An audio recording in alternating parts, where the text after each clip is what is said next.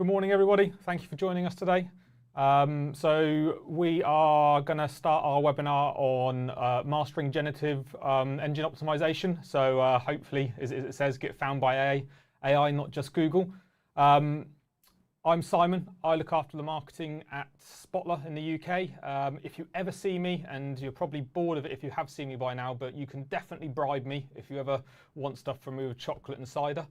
And if you want to talk marketing with me, general marketing, but I really like doing new things, trying new things and learning about new things. And this particular topic is definitely one of the hottest topics in the marketing world at the moment. Not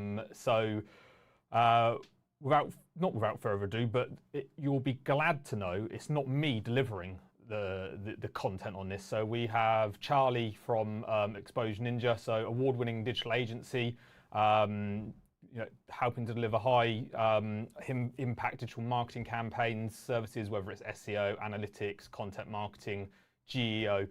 Charlie will be doing the vast amount of the talking. I will be here just to help things progress along and do the Q&A at the end. On that note, it's about, this is a kind of a how long's a bit of string, because the last time we had Charlie on, I think we went on for about an hour and 20 minutes because there was so many questions at the end that we wanted to get through. So it's about 30, 45 minutes. And can I get you to submit any questions using the questions section on the software throughout, and then I will collate those during the webinar and I will ask them to Charlie at the end. It will be recorded. You will get a copy of the slides, so you don't need to write down every little detail. I can promise you there's going to be lots of information. So Charlie will probably slap me for saying this, but one of the bits of feedback that we got last time was that someone's going to go cry into their cornflakes bowl. That was hopefully tears of joy, but there was a lot of information Charlie gave last time. So you'll definitely come away in this webinar with a list probably as long as your arm about GEO and what you need to go and implement and try and figure out. So you will get the recording, you will get the slides. For those that don't know who Spotler are, and for some of the customers that are new to us, we're a European marketing automation platform, offices in Holland, obviously where I am, sunny Guildford at the moment. We've got presences in Germany, in the Nordics, and in Spain. But what it means is thousands of users, thousands of messages sent a year of customers using Spotler's technology to send their messages, right person, right time. It's always good to let you know what we're trying to do, and this is one of those marketing pieces which is, empower professionals with the tools they deserve to make an impact. Distilled, that generally means we're trying to help our customers save money or make money, whether that's getting more conversions if you're e-commerce, getting more leads if you're B2B, MQLs, and whether that's not sending out promotions if you're e-commerce because the returns are coming back, so you're saving money, not following up on people that don't meet your ICPs if you're B2B. Save money or make money. And that's over a number of tools, whether that's a CDP, site search, chatbots, Connect platform, email, don't forget about email, good old email, WhatsApp, CRM, events, you name it. We've generally got a bit of software, a tool that helps a marketer in their day-to-day activities.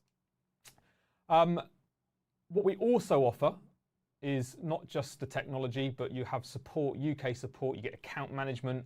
We want to make sure that things are being delivered, so deliverability from an email point of view. And if you can't do it yourself, we can try and help you with our professional services. And the last bit from me is, obviously, I'm going to be a little bit biased, but if you have a look on Trustpilot or G2, hopefully you'll get a sense of how we're helping our customers and why they're using Spotler. So, without further ado, I'm going to hand over to Charlie. Charlie, hopefully, yes, there we go.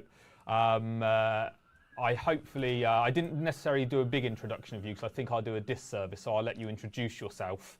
I'm going to go get the tissues ready to wipe away my tears at the end of this. Tears of joy and tears of joy, inspiration, absolutely, no. But over to you, and really looking forward to the session.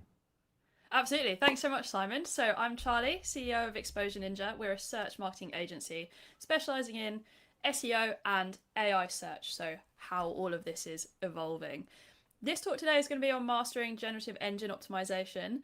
This currently goes by a lot of different names. So if you know it as AI Search Optimisation or AEO or something like that, it's all the same thing. Just remember it's AI Search. And we're going to be talking about how to get found by AI. By AIs like ChatGPT, Gemini, Perplexity, and I'm even going to be talking about Google's newly launched AI mode, which is out in the UK and the US, not just traditional Google search. So let's get straight into it. ChatGPT is the biggest LLM right now, and it's growing rapidly. Their claim is that 10% of the world is using their system, which is wildly high. And that claim is from Brad Lightcap, who is the Chief Operating Officer over at OpenAI, which is the parent company of ChatGPT. But other data backs this up. SimilarWeb shows that ChatGPT already has an estimated monthly visits of almost 2 billion in July this year. Absolutely huge. And one of the reasons I'm going to be leading with mostly speaking about ChatGPT is just because it's the LLM that is most dominant right now. It tends to be the one that businesses find is driving the most referral traffic, the most conversions, and growing the most. But that's not always the case, particularly if you're B2B. You might find something like Copilot drives a little bit more towards you. And that's usually because if your customers have Microsoft Suite, for example, they'll have to use Copilot rather than search on ChatGPT. So just to put ChatGPT into perspective, around 2.5 billion searches are made every day on ChatGPT. Hopefully you're one of those and that you've used it before.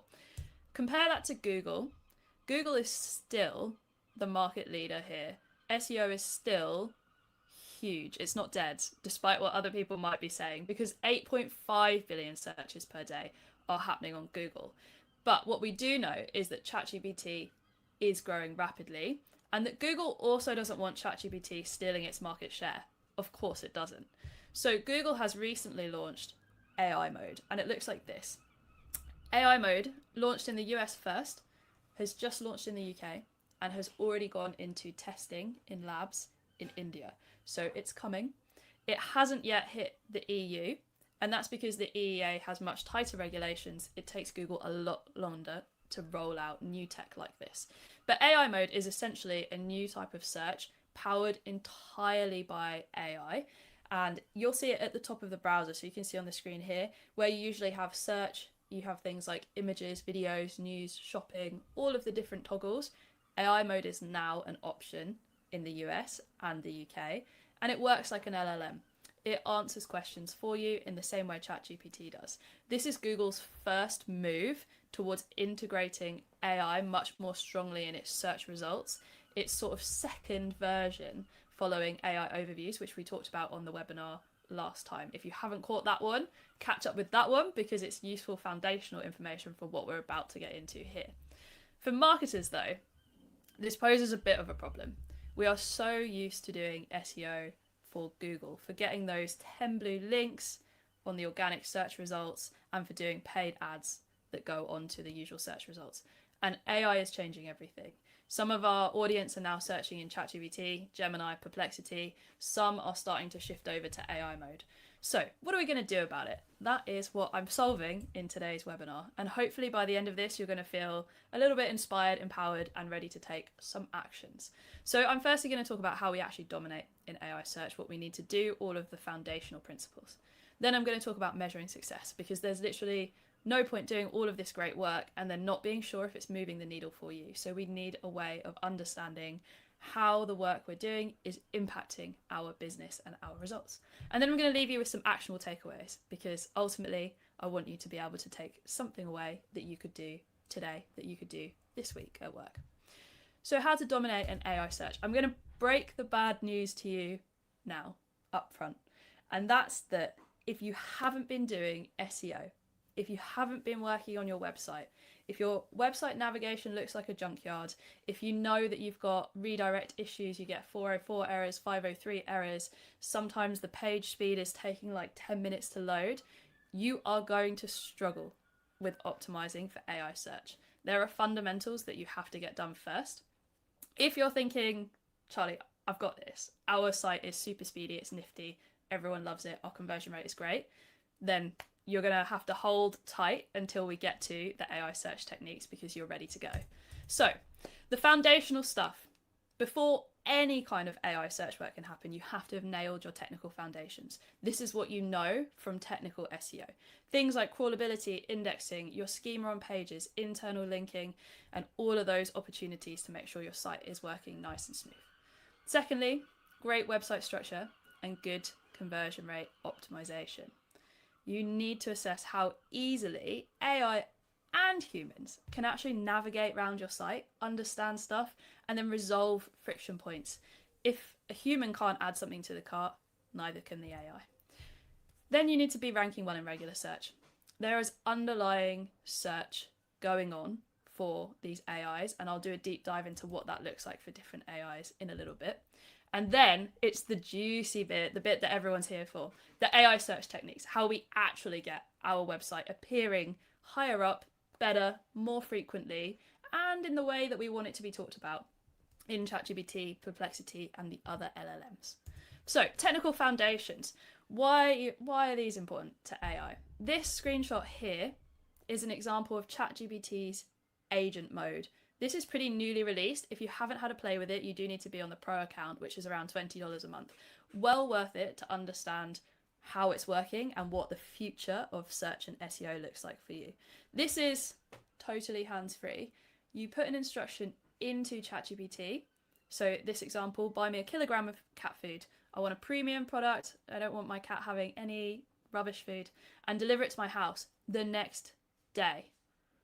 ChatGPT's got that instruction. It knows what I want. It already knows that I live in Brighton, UK from my previous search history. And then it has its own browser, its own virtual browser. It's not on my computer. It's not on my browser. It's on its own. And it starts going through the process as you would do as a human, searching Google to then find the cat food that I need to get it delivered the next day. It's doing it for me. And ultimately, it's going to add cat food to checkout, and then it's going to hand back over to me and say, hey, Charlie, are you ready to check out? Pop your card details in, and this cat food's going to be with you the next day. This is an example of the Pets at Home site in the screenshot.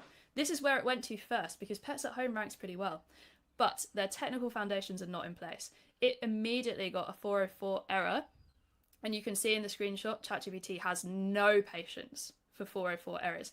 It closes the Pets at Home site. It exits it.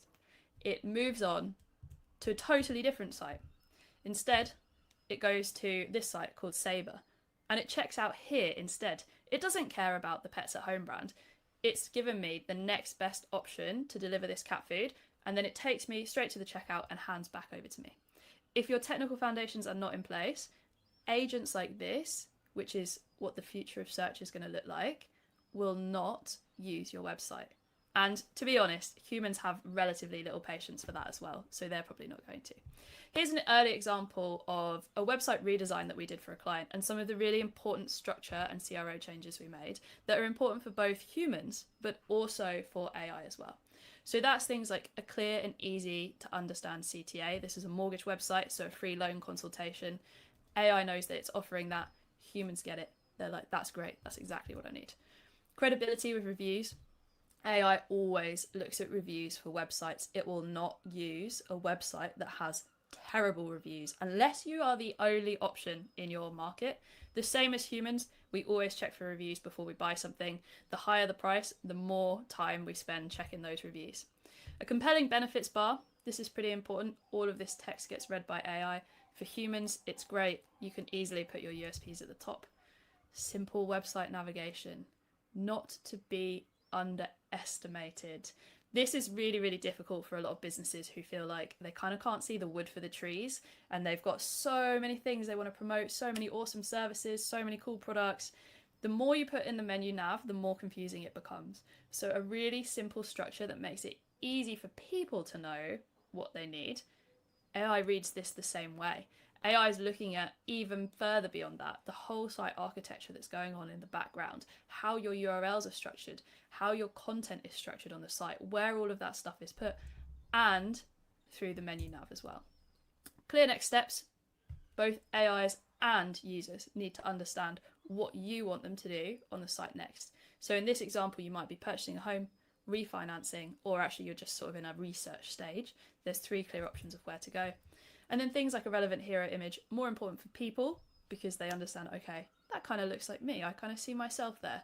But AI is also knowing a lot of details about you. So it's looking to understand that a business is relevant to you as well as the searcher. Here's just a quick before. This is what the DSLD website looked like before we worked on it. It's pretty clunky. Children are not the ones buying houses. There's a lot of stuff to improve there. Here's the after. This is one of the final iterations we got to make sure we had a really high converting website that also started attracting AI traffic and conversions, which it did very rapidly after it went live. Much slicker, much easier to navigate.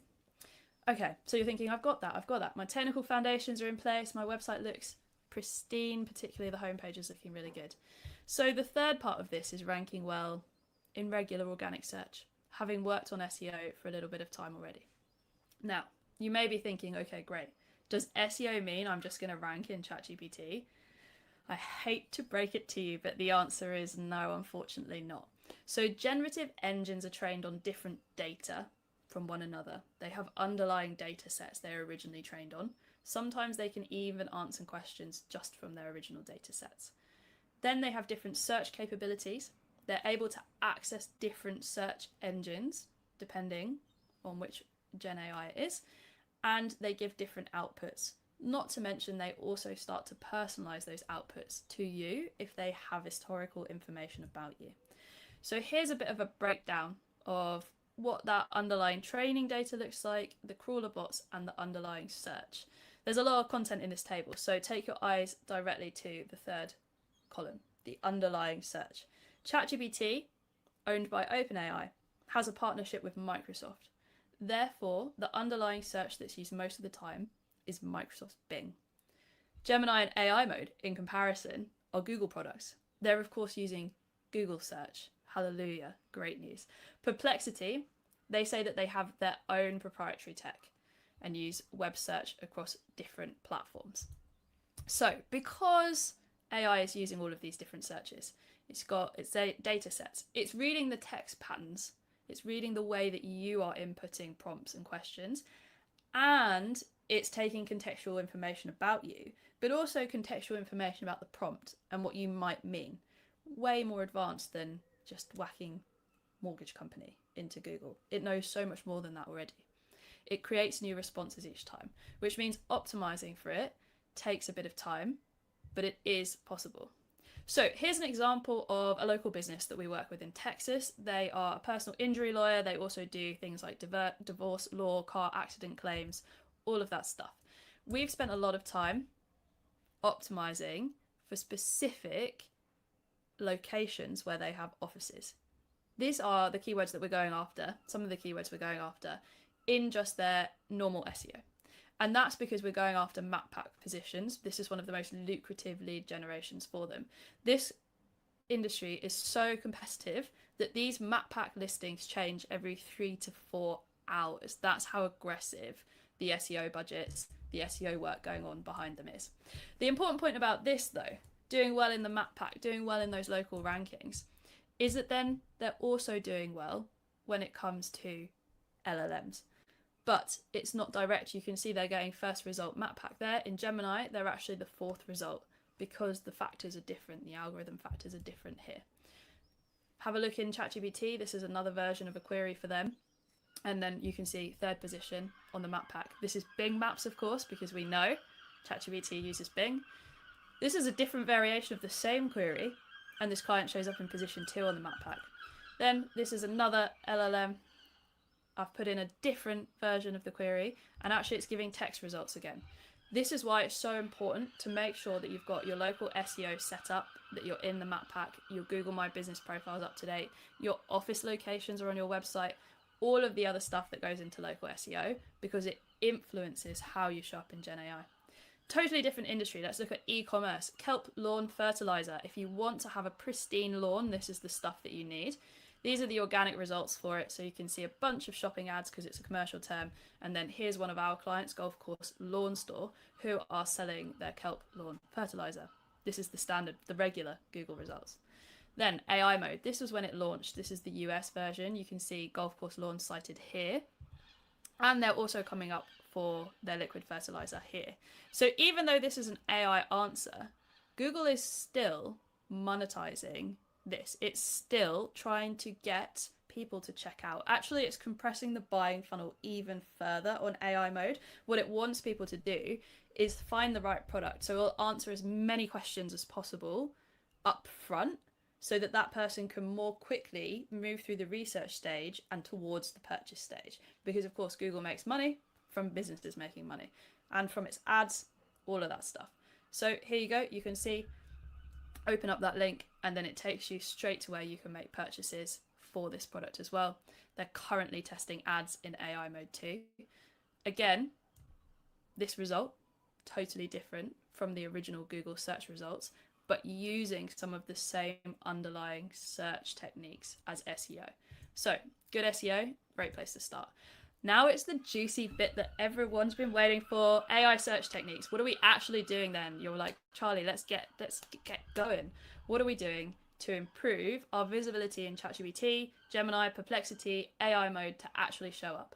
The first thing we need to understand and start doing with our content is using the query fan out technique. The query fan out technique was from Google, announced by Google in their Search Central. This is essentially the Google blog, and this was written by John Mueller. He is the guy that is the senior search analyst, but he's also the search relations team lead. It means that he's the mouthpiece to talk to all of the SEOs and marketers. It's a tough gig, and he does it very well. So what he wrote was, here's all the stuff that you need to do. Focus on unique, valuable content. You've heard it before. Great page experience.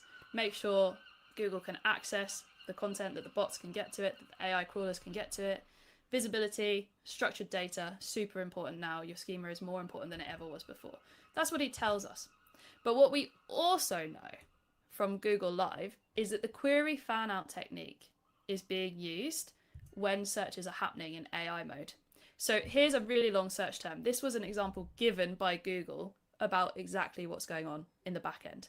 So things to do in Nashville this weekend with friends. We're big foodies, we like music, but we also like chill vibes and we like exploring off the beaten path.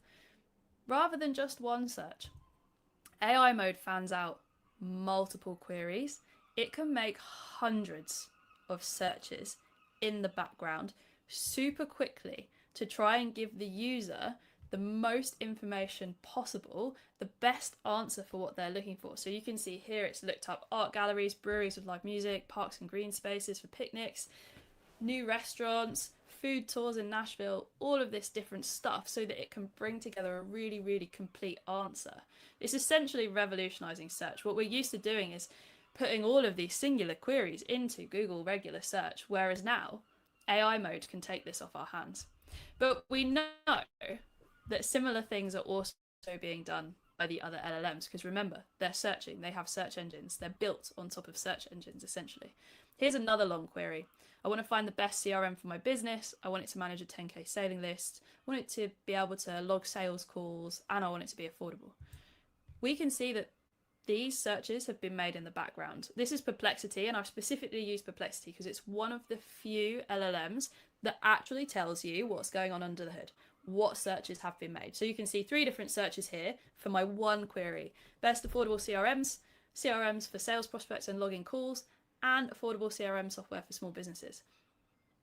You may be thinking, I didn't say that I was a small business. They've taken contextual information from my query to work out that I'm a small business.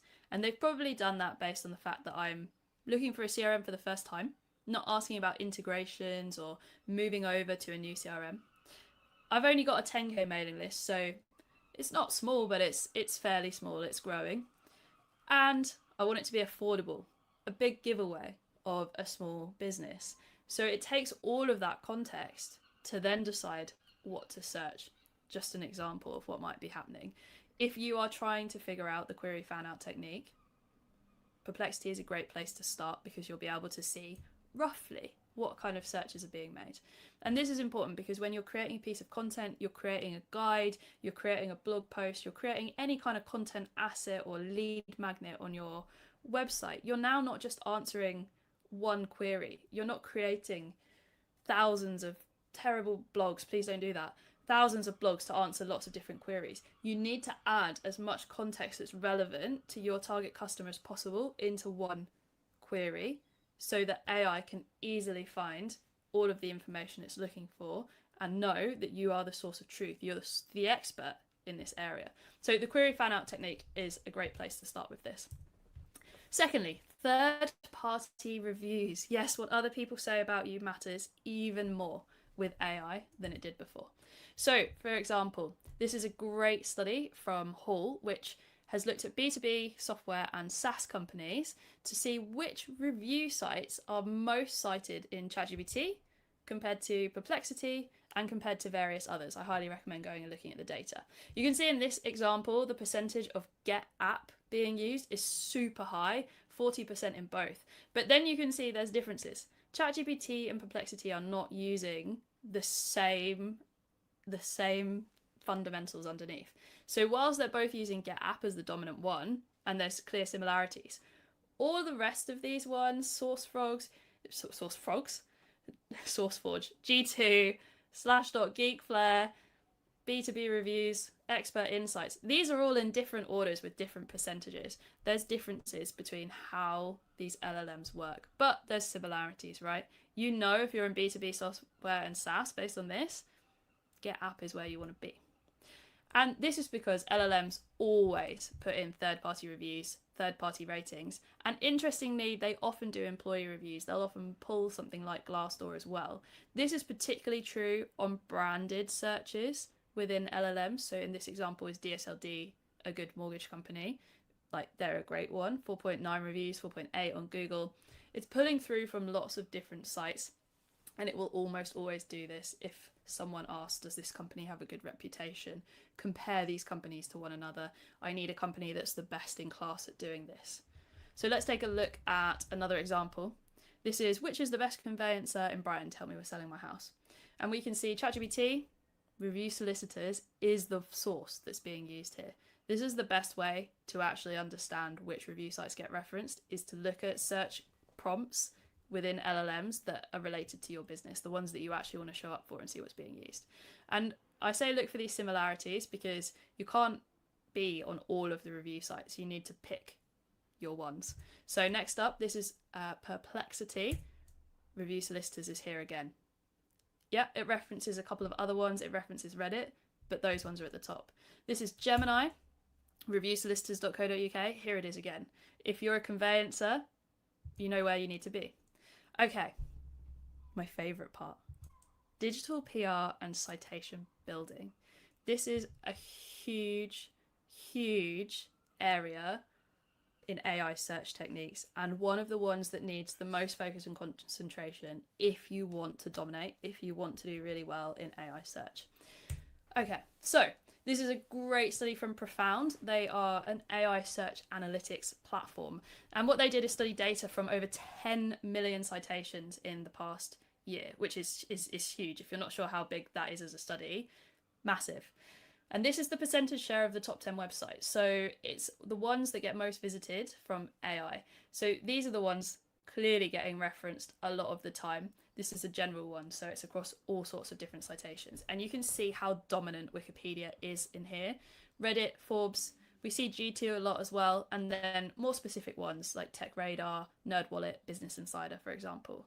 This means, as a business, if you're trying to do well in AI search, you need to be thinking about your Wikipedia page and how your company is written about on Wikipedia.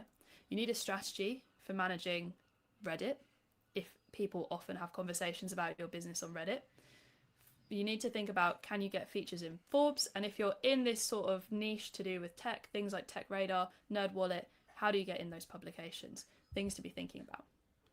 If you're thinking, oh my goodness, that's really broad, there could be loads of publications. You are absolutely correct. Here is a tool called Peak AI. It's another AI search analytics tool, and it's a really cool one because they offer something a little bit different.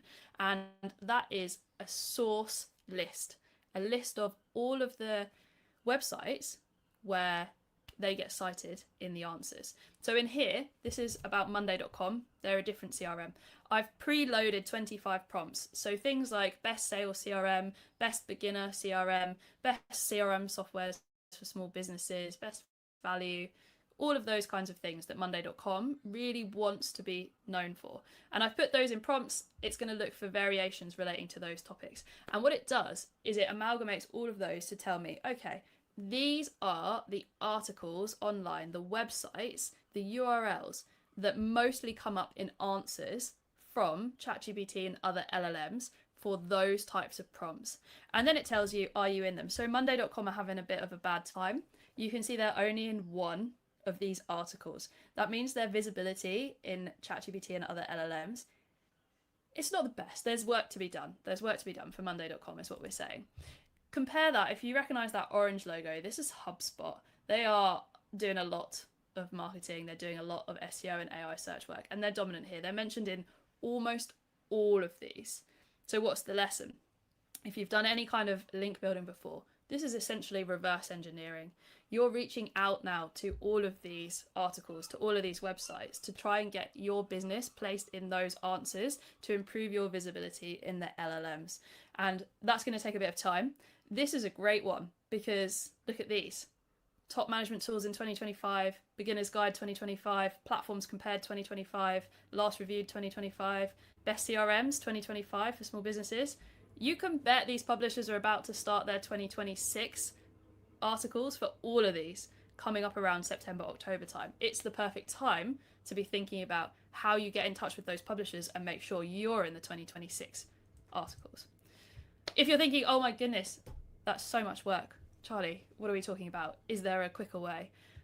Knowing the right publications to get into is extremely important. This is an article we published on ZDNet for our client Zugu, who sell iPad Air cases. And if you need an iPad Air case, they're the ones.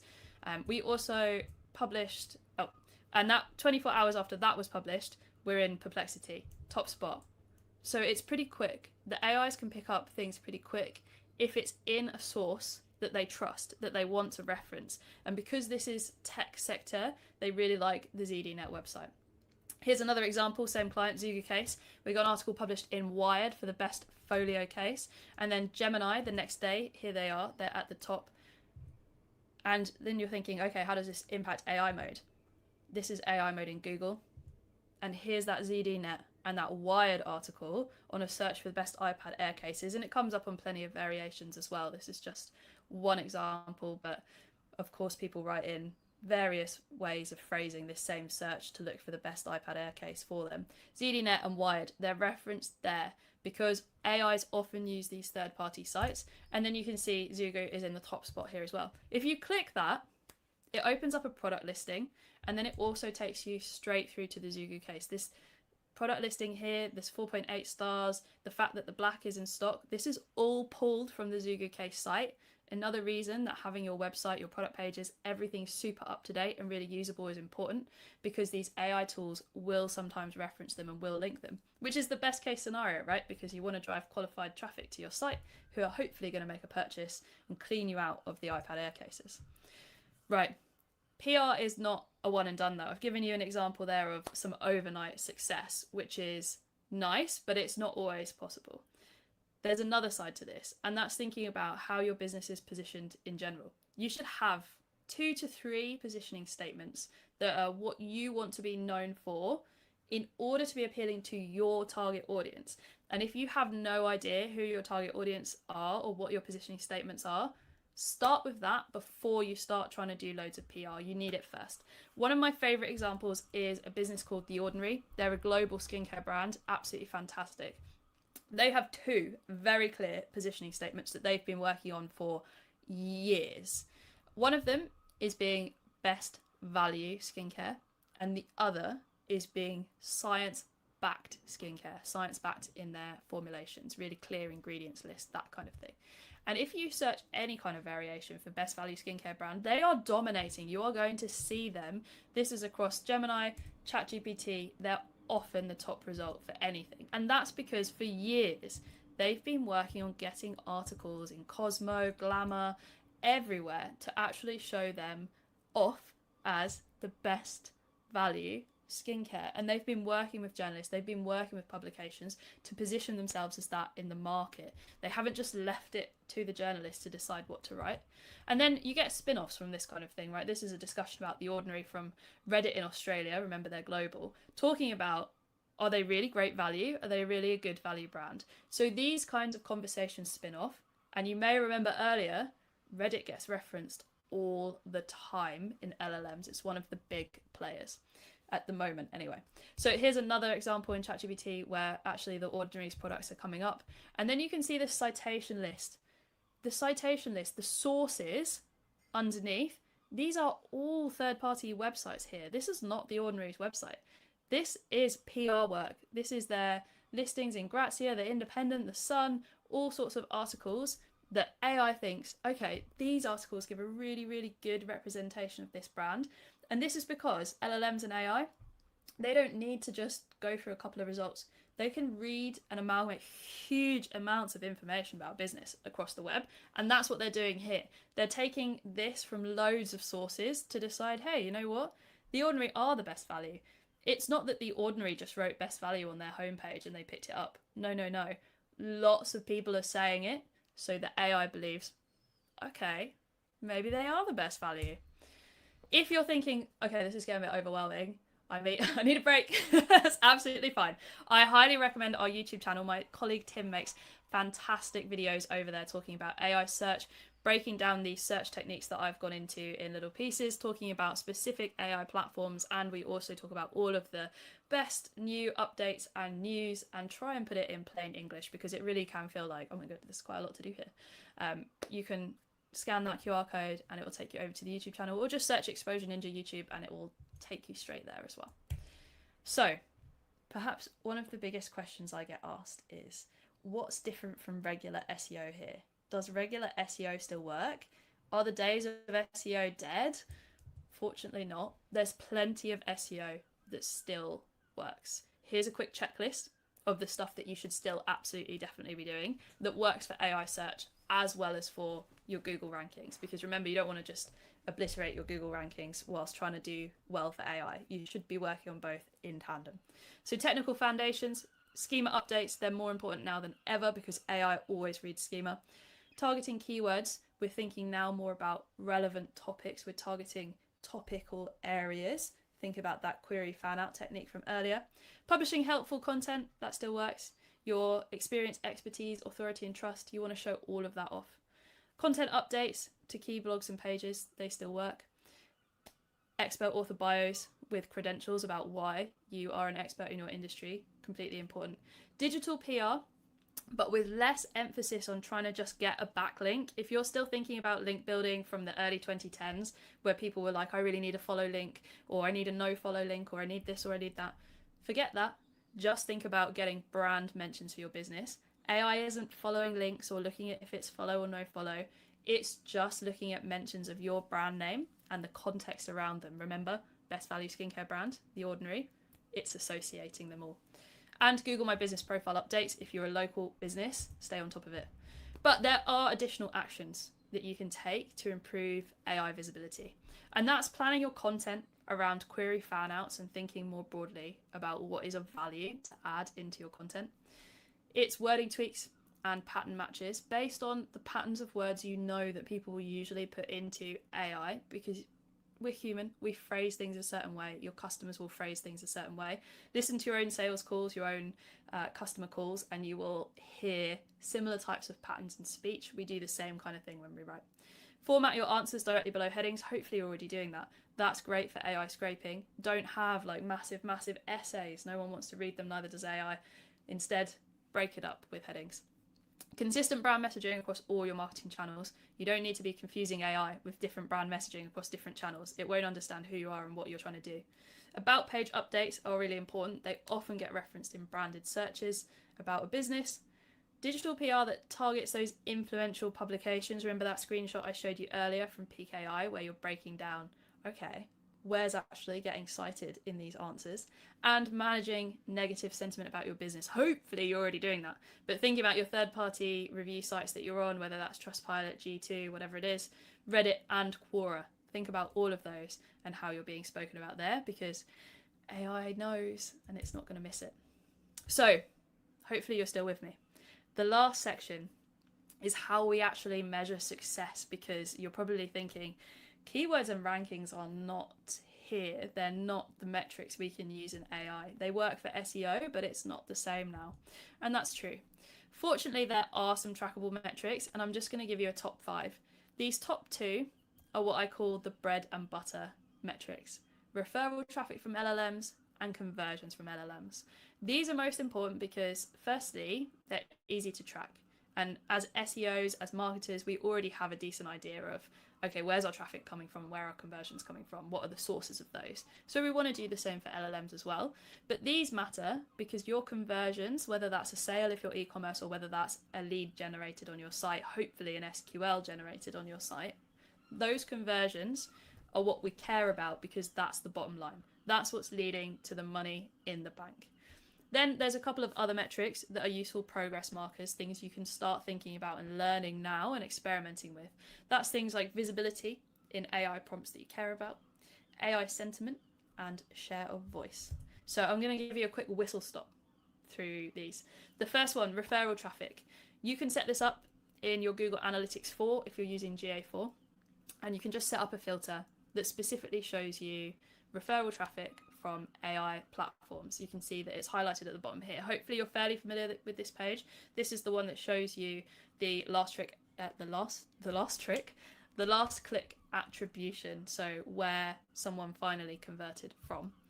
You can set that up by just heading into channel groups in your admin panel, and then you need to set up a channel detail list. So name it something like AI platform traffic so you don't forget what it is, but then you need to write in the source URLs and they need to match exactly to the ones that appear in referral traffic from LLMs. There's a list here you can see on the screen on the right hand side. So that's like chat.openai.com, chatgpt.com. You need the variations that you usually get.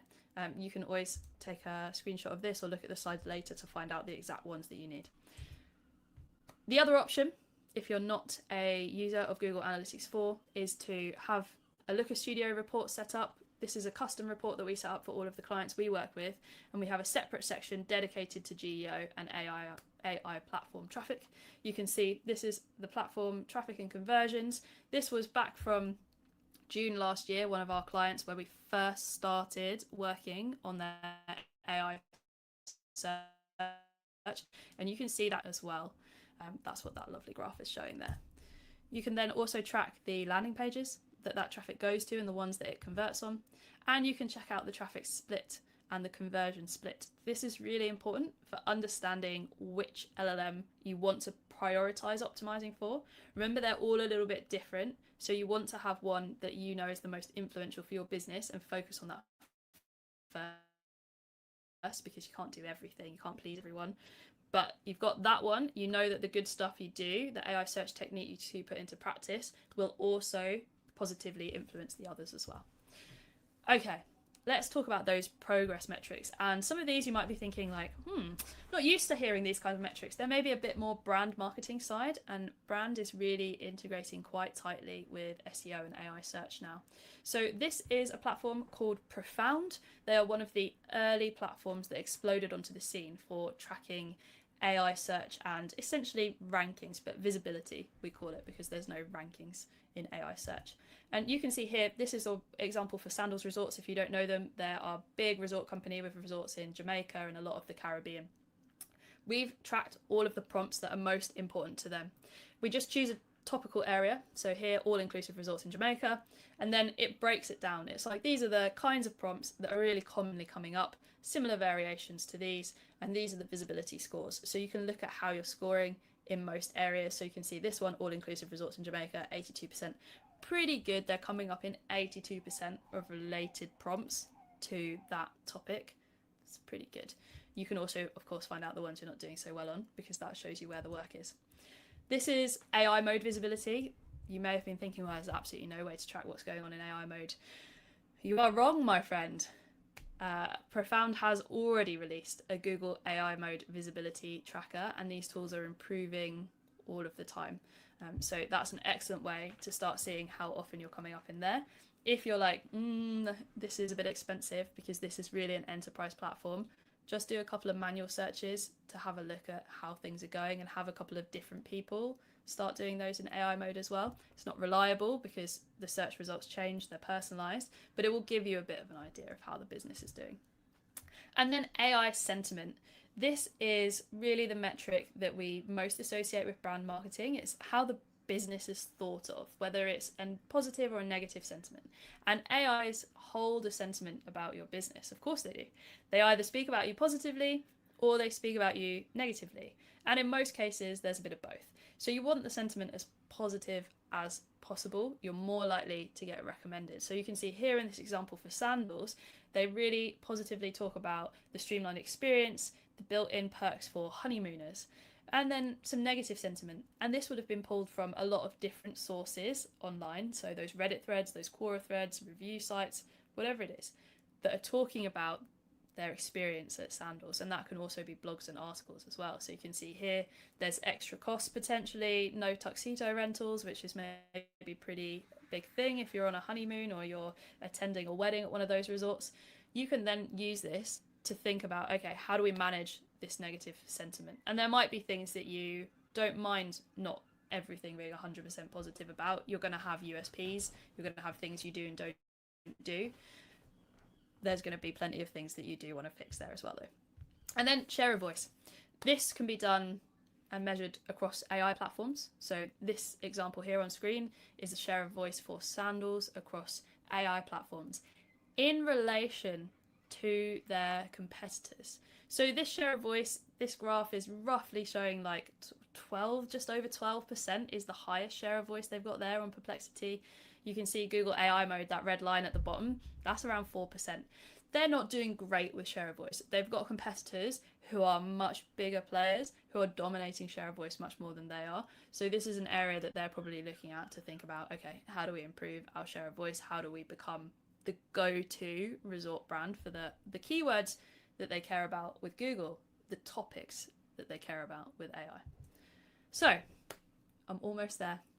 Actionable takeaways. I hope that this talk has inspired you to know that there are plenty of things you can do to improve your brand positioning, to improve your visibility in AI searches. This is still a super new area. Many people are learning. There's new research coming out all the time. But I want to leave you with some things that you can actually action today, tomorrow, next week for your business. Firstly, getting all of your website and SEO fundamentals in place. If you have been dragging your feet about that, now is the time to think about it because it will influence both SEO organic, your conversions on your website, and your AI search. It's well worth doing. Second, audit AI results for visibility, sentiment, and citations. And I mean AI search results about your business. You can do that manually, or you can use one of these great tools like PKI, tryprofound.com, and SEMrush has a very simple AI toolkit currently on there as well. There are plenty of other tools that are being released, so whichever one you like the look of, whichever one the price point feels right, you can have a look at that and actually make a bit of a plan about what you're going to do. So from there, building a content, citation, and PR strategy around this to dominate in AI search. So that's pretty much everything from me. Remember, I'm Charlie. I'm from exposureninja.com. And if you're thinking this world feels a little bit overwhelming, which it is, I understand, you can head to our website and you're welcome to request a free marketing review where one of our team will reach out to you, have a chat about how you're doing in SEO, how your fundamentals are going, and what you can do for AI search as well. And I'll leave you with this lovely quote from one of our clients, which is Alison over at The Ordinary. We were their SEO and AI search partner. I'm very pleased to hear that she thought we brought a lot of fresh thinking and structure to their SEO approach. So that is everything from me. Hopefully you've got some juicy questions. I'm always up for questions. So Simon's probably been keeping those in the chat. Please remember that there's absolutely no stupid questions. This is so new. This is a really big, meaty topic and there's a lot going on here. And there's nuances. It's a little bit different for every business. So nothing you ask, I won't think anything you ask is stupid. So please just throw it into the chat. I was going to say, Charlie, you might regret saying that because I got a few stupid questions. I love them. Right, at this point, I'd like to say thank you. We'll do a proper thanks in a second, but we've got loads. Pleasure. What I normally do is I say I'll give you time to put your questions in the questions, because I've got a couple more slides. So I'm going to do that anyway, but Charlie, you'll be pleased to know that there's a load of questions come through. So Amazing. I'm going to hold you on for a little bit longer, and hopefully everybody still stays online. But I've just got a few slides that I wanted to finish off on around Spotler while everybody's thinking of those questions and putting them in. So please make sure you add to them. If Charlie's kind of already answered some of your questions throughout, then submit an updated version of it, but I'll go through it. I just wanted to let everybody know that from, obviously at Spotler point of view, I mentioned what we did, marketing automation platform, based on data, AI and so forth. I just thought I'd show you a couple of little bits around the product where you've got all the digital activity coming in. So not to make the tenuous link, but you're hopefully driving a load of traffic to your website. As Charlie was showing, some of it might actually be all kept in within the LLMs, whether that's Chat or Perplexity and so forth. But sometimes they actually might come to your website in the B2B world. B2C world, hopefully they will do once they go through to that cart checkout and so forth. But within CRM, within Spotler, we can show you those digital activities, whether that is an asset download, a demo request in the e-commerce world, whether that's a cart checkout, a page view, a page hit, if that makes sense. What we can also do, and Charlie kind of showed it in Google Analytics, but we can also show you from a company point of view or an individual point of view, the actual activities that are leading up to certain points. So you can see here organic hits coming from chat, scanning a QR code, engaging with an email signature. So all those UTM terms that are the basis of the tracking, whether that's in Google Analytics or in other tools like ours, we can pick up and we can start to build audiences from it. So you can start to build audiences of target customers who are likely to buy, target, and they fit your ICPs. You can then do personalized messaging, product recommendations, event invites, sales messages. Again, all what I've tried to mention earlier is they're trying to make you money by generating a second purchase or reduce cost per lead and save money. B2B world, trying to get more conversions, more demos, more meetings, more checkouts as well if you're B2B e-commerce. We can also do the lookalikes, identify new customers based on that traffic. So if you've got traffic coming from certain sources, whether that's chat, whether that's organic, SEO even, whether that's your email campaigns, we can start to tailor those ads and those segment audiences. So again, save money, make money. Charlie, if we'll bring you back on screen. I've got loads of questions, so many that I don't think I can kind of categorize them into relevant or logical orders. So I'm going to just fire stuff out to you. Yeah, and there was one that caught my eye that came in, and I've lost it because so many more have come in, but I remember the tone, just because it's glaring by its admittance of not talking about it, and I'm intrigued in it as well. So somebody asked about, how does video content fit into it all? Because it's not mentioned at all in any of it. And that was an interesting point for me, is it came up, oh yeah, because everybody's going on about using video content to explain stuff, to get traffic, to get engagement, but there's nothing that comes up maybe, or there wasn't anything that came up in any of the explanations that you're giving regarding GEO, SEO, and all the likes. Cool. I love video content. We're a super big fan of Exposure Ninja. You might have noticed, because I plugged our YouTube channel where we also create a lot of video content. There's a couple of reasons that video content is important in general. The first is because YouTube is basically a search engine on its own, and so lots of people, like with ChatGPT, will just go and search in YouTube if that's their preference. This is particularly true of the younger generation. Gen Z do that a lot, so that's one reason. The other reason it's great is because videos very often come up in Google searches, including in Google AI overviews. So we weren't really talking about regular traditional search today, but video, remember, over 8 billion searches a day happening on Google. Video comes up in those search results, and sometimes that's multiple videos. Sometimes they have a very neat, quite often, little video carousel that's usually top 3 videos for a term as well. So they're giving the user essentially text results and video results, and we know particularly younger generations much more likely to look at the video results, so that's great. How does it influence AI? You will see videos come up in AI, particularly when the searches are complicated things. So how-tos are a great example. It's often takes a long time to read like a whole load of text instructions for like whatever it is, changing the oil in your car. You're more likely to then see a video result for that. So video is great because all three of those things mean that it can actually drive traffic and potentially leads to your website as well. Brilliant. So that was a better answer than me saying video's dead. Video's alive. But video, the thing to remember is video is also very competitive as well. People who started YouTubing and doing videos really regularly, say 5, 6, 7 years ago, that was the very early doors time, and now we're really getting into the stage where video is getting competitive as well as a marketing channel. Still fun though. Absolutely. I've got one around content and the citability. Someone's saying what content formats tend to be the most AI friendly? So is there like a preference for structured data, bullet points, tables, all of that, and so forth? Yes, you pretty much answered it yourself. Okay. So text content is great. AI can read loads of text super fast. Not reading at human speed, it's reading at AI speed, lightning fast. It loves things that are really structured. This is true of AI overviews as well. Bullet point lists do particularly well. Content that's structured under headings, because the same way readers will often look at headings first, AI knows that you've got your H1, your H2, your H3 tags attached to it, can use the headings to understand the most relevant content as well. Tables also tend to do great, and schema. Your schema needs to be really good these days. So think about your product pages if you're a product business, thinking about your blog posts, thinking about FAQ sections, all of that stuff in the schema. Perfect. And we've got one more that relates to that. Somebody's saying, is it wise to maybe do a summary of a blog at the top? So you mentioned earlier, nobody wants to read everything, or it's more of a structured out bit, but giving a kind of a quick overview before you get into your blog.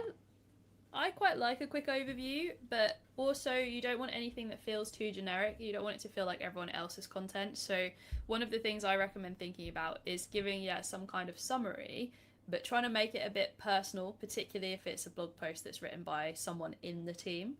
So that actual, even using first person can work really well if you've got something interesting to say. One of the things we do, particularly for AI overviews that we've seen work great, is giving key takeaways in bullet points just under the introduction. But try and keep your key takeaways to not more than like 4 or 5 bullet points. Otherwise, they're not key anymore. You're just writing more content. I'm just going to flip back to the video one because we've got a response based on what we talked about. Somebody said, does it matter to LMNs if your videos are public, private, or unlisted on YouTube? Oh, that's a great question. I don't think they would be pulling up private and unlisted videos. I have never seen that.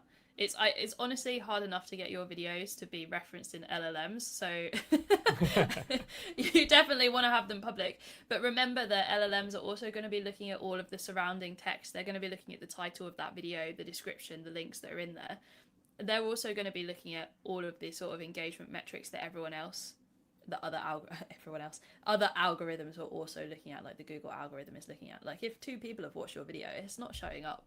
But if you've got, 2,000 people watching that video and it's one of the top ranking ones on YouTube for that topic, much more likely to show up. So if you've got an unlisted or private video, it's not going to have any of that kind of stats next to it. And highly unlikely that it would ever show up. We've got another one moving on to the review parts that you mentioned. So somebody has gone right in and money conscious saying, can you get away? You mentioned the reviews and so forth. Do you have to use like the plugins from the likes of G2 or Trustpilot, or can you just say, 5 stars, 10 good reviews and put them in naturally on the website, if that makes sense? Yeah, I hear this person. You could end up spending all your business's money on these plugins and review sites and all sorts of things, the email setups that they do. No, you don't need to do any of that. You just need to decide which ones you are focusing on and trying to make sure you've got great reviews for your customers on. So it doesn't really matter which one you're using in terms of, as long as it's relevant to AI, as long as it's a known platform. You know, if you're using FIFO and no one in your industry ever looks at FIFO, then that's not the right one. When I say focus on whatever it is, so in the example, G2 was one of the biggest ones, that's the one you also want to send your customers to review you on. Because remember, if you have a lovely email automation set up to go to your customers to make sure you get great reviews, and you're like, oh, please can you do a G2, a Trustpilot, a this, I want to be on Clutch, all of these review sites. They're not going to do it. They're going to do 1, 2, if you're lucky, they're going to do 2 for you. So you just need a focus, and then you want to make sure that that focus is most relevant to the AI. You can do all of that in the background. You can do all of that using your email setups without having to have the plugins on the site. Perfect. You've just annoyed But G2 if Trustpilot. Yeah. If you do have the plugins on the site, that's also great. People do like the plugins because you can click through to see the reviews. So a lot of people think that looks pretty nice. If you've got it, not a bad thing. If you're thinking like my wallet's not stretching, don't worry about it. Perfect. We've also got somebody asking about flipping back again, content. They're saying, how do LLMs work with paywall content? So this is a little bit controversial. LLMs mostly say that they're not using any content that's behind a paywall. We do think that they can actually read the content behind paywalls, but they're probably less likely to surface it, and none of these LLMs want to get embroiled in any kind of, lawsuit around the content that might be behind a paywall or not. So most likely it's not reading it. Ideally, you wouldn't have content behind paywalls if it's stuff that you do want to be known online about your business. If it is context that you want LLMs to actually pick up about your business, don't put it behind paywalls in general. Of course, you may be putting it behind paywalls because you're actually selling it to customers. It's part of your product. It's part of an education product. You can assume that it's not going to be referenced in LLMs if it's behind a paywall for the most part. If you do want it referenced, get rid of the paywall. I've got a question here which I don't know necessarily what it means in that, but I like what it's indicating, which is always a little bit. So it says, can chat be trained to analyse and present information in a way that highlights a competitor's weakness? It's almost like the Trojan horse kind of thing, maybe. So well, everyone always wants to know how to obliterate the competitor. Basically, somebody wants to know how to sabotage. I hear you. Good luck to you. So you'll often hear that ChatGPT and other LLMs get trained based on the conversations they're having. What they're being trained on is the way they respond, the kind of context that they're giving you, whether you like the answers. They're not learning from you. So if you're saying, oh, my competitor's cheap, they're a fraud, whatever it is you might be saying about your competitor, may be true or not, they're not learning from you. They're not taking that information from you. They're still reading all of the other information published online, Reddit, Quora, review sites, articles, etc. You can't influence how the AI will then respond to other people if they ask questions about you or a competitor by having a conversation with it. And honestly, it's like a waste of your life. So I wouldn't spend time doing that.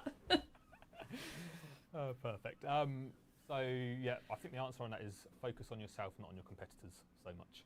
I've got one here that actually I don't know the answer to, and internally we're going through process at the moment, but maybe you can put an end to it. Can LMM read PDFs?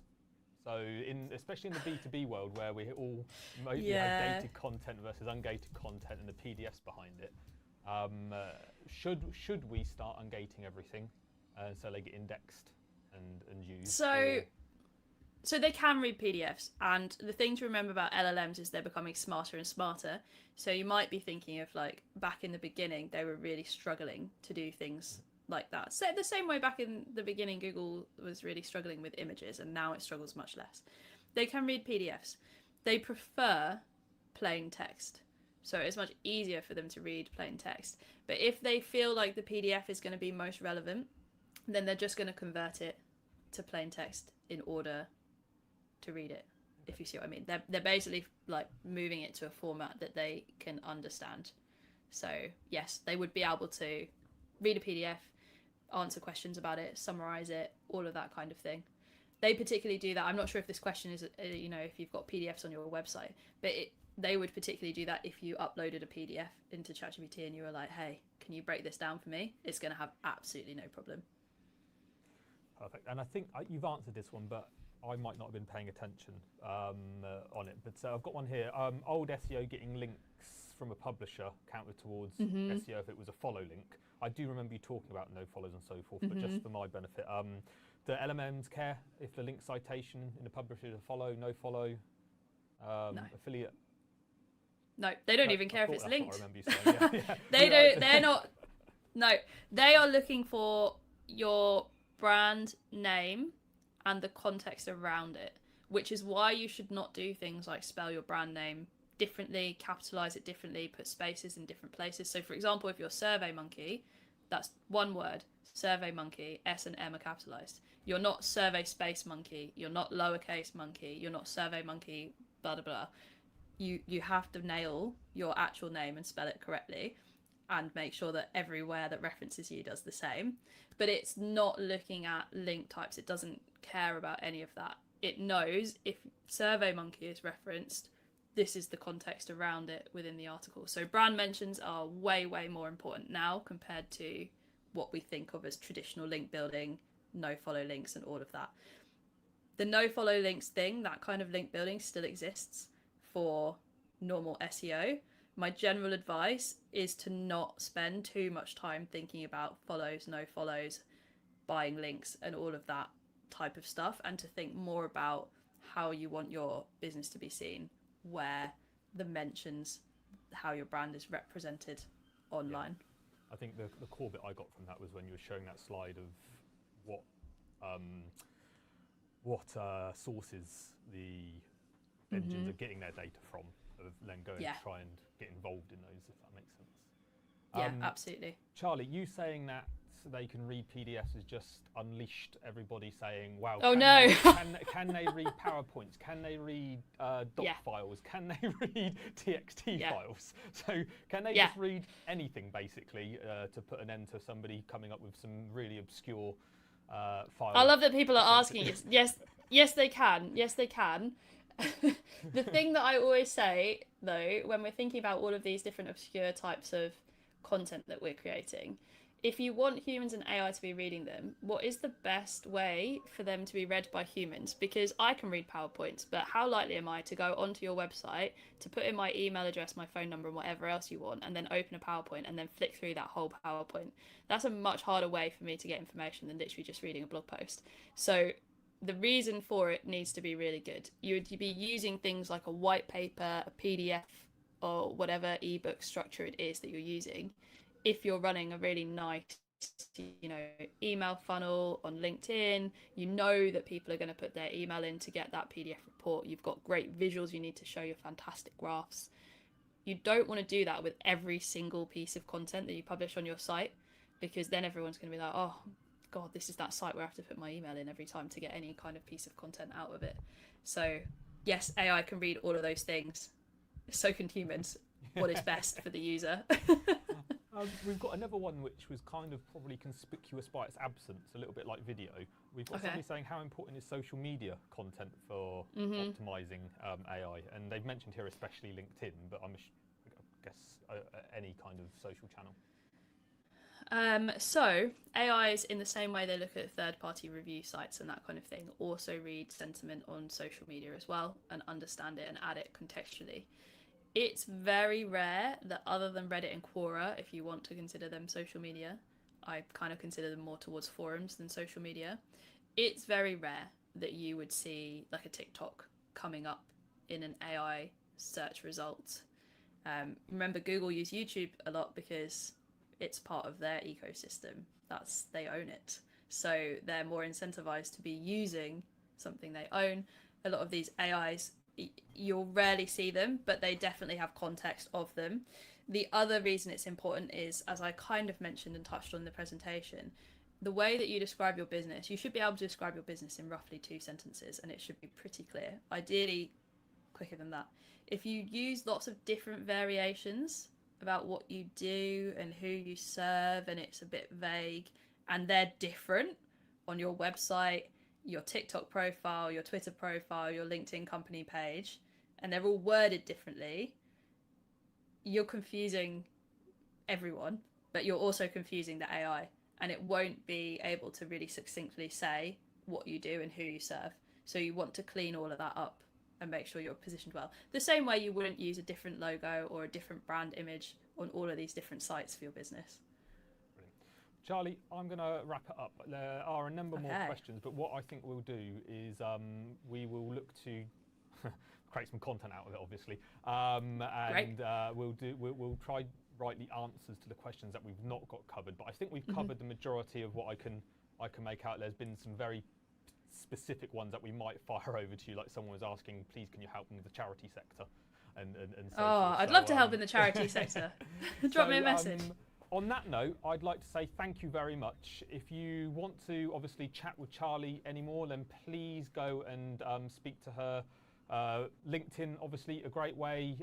Website, you can get through to her and her team. So by all means, please follow up with Charlie. I know there's a load of questions that I didn't get time to answer, but I'm also cautious. I don't want to keep everybody for another hour, which I think we could do, Charlie, with the amount of questions that have come in. So thank you for that. Just a Q&A session. I was going to say, we might just do a Q&A next time. So as Charlie mentioned at the start, there's also the precursor to this webinar, which was around AI and SEO. So we'll also include that. There are a couple of questions around the sources that Charlie mentioned. So in the follow-up, when we send out the recording and the slides, we'll try and give you the crib sheet of all of the sources that Charlie mentioned to help with the reporting and so forth. But other than that, all of my sources are linked on the slides as well. Perfect. So if you've got the slide, you'll be able to go and find the info. Excellent. So other than that, thank you very much. Thank you everybody that joined us today. Charlie, thank you very much. And from Spotler's point of view, if you're interested in what we offer, you want to get a trial, a demo, speak to your account manager, make sure you do so. We'll definitely be happy to say hello and show you around. Otherwise, enjoy the sunshine, and we will see you at some point, I'm sure, on another webinar. Thank you very much, Charlie. Thank you for having me. Bye-bye.